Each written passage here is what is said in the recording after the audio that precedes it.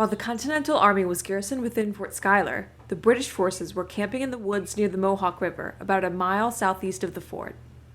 The Mohawk River Trail currently runs near the location where these camps were once located. Further west from the camps was the main artillery battery, positioned nearest the northeast bastion of Fort Schuyler.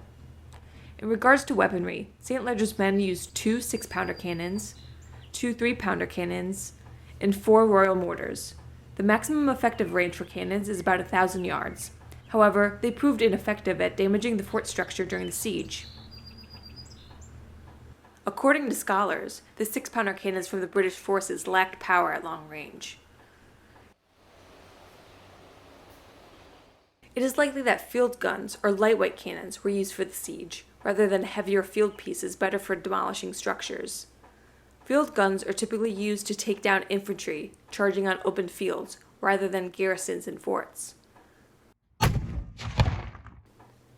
Field guns were more lightweight and thus easier to transport through the Mohawk Valley, particularly by bateau on water.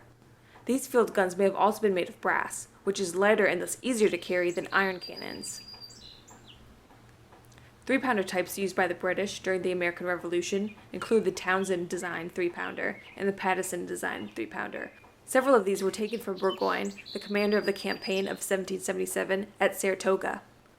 However, we do not have information about which type or types were specifically used at Fort Schuyler during the siege.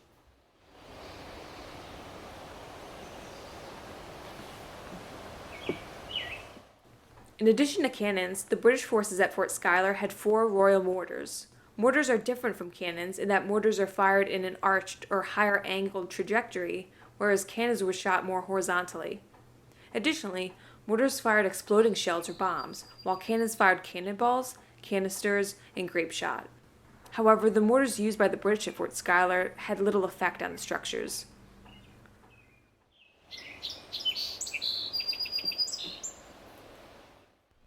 Small arms, such as muskets, were widely used during the Revolutionary War, including the siege at Fort Schuyler. The British had a musket known as Brown Bess, a land-pattern, smooth-bore, muzzle-loading flintlock musket.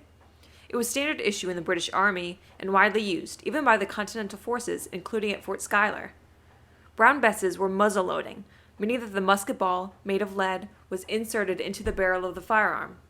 Soldiers carried paper cartridges, which contained a pre-measured amount of gunpowder and a ball, which made it quicker and easier to reload the firearm during battle.